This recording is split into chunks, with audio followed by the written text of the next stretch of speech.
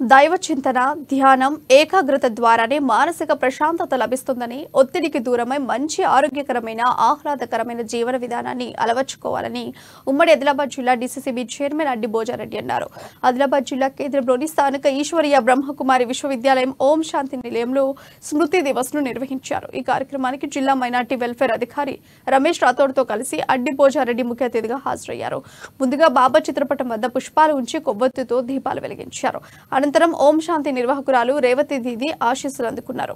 ఉరుకుల పరుగుల జీవితంతో ప్రతి ఒక్కరూ దైవ చింతన, ధ్యానం అలవర్చుకొని మానసిక ఒత్తిళ్ల నుండి బయటపడాలని భోజారెడ్డి సూచించారు. శాంతియుతమైన జీవనం గడపాలన్నారు. సమాజ అభివృద్ధిలో భాగస్వాములు కావాలని పిలుపునిచ్చారు.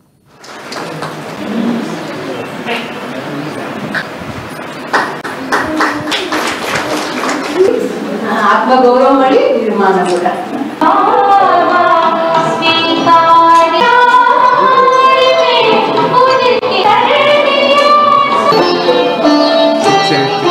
ఈరోజు ప్రతి ఒక్కరు కూడా బాబా యొక్క ప్రేమను తప్పక అనుభవం చేస్తారు అనుకుంటున్నాను.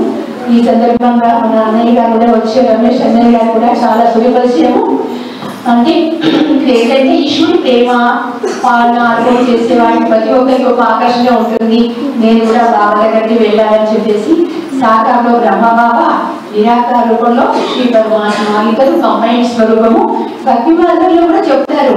ఒక శాంతి మార్గంలో పోతే, మనం శాంతియుతంగా ఉంటే, మనం ఇటువంటి మందిరాలలో అందరినీ రావడానికి చూస్తే ప్రతి ఒక్క వ్యక్తిని చూస్తా ఉన్నాం. గుడి పోతున్నాం, పోతారా టెస్టులు అవుతున్నాం, భక్తులు వెళ్తున్నాం. ఆడికి వచ్చంటే మన గుడి నుంచి వచ్చంటే మనం చేసే కార్యక్రమం మనం చేస్తాము. కానీ ఆ భగవంతుని అనుసంధానంలో ఎప్పుడు కూడా ఆయన భగవంతుని ఆశీర్వాదం తీసుకోవాలని మనం చదవచ్చమని చెప్పి, డ్రెస్ అనేది దూరం చేయాలని చెప్పి, శాంతి మార్గంలో పోవాలని చెప్పి ఆ భగవంతుని ఆశీర్వాదం తీసుకోవాలా. ఇటువంటి మందిరాలకు అందరూ రేపు వస్తే తప్ప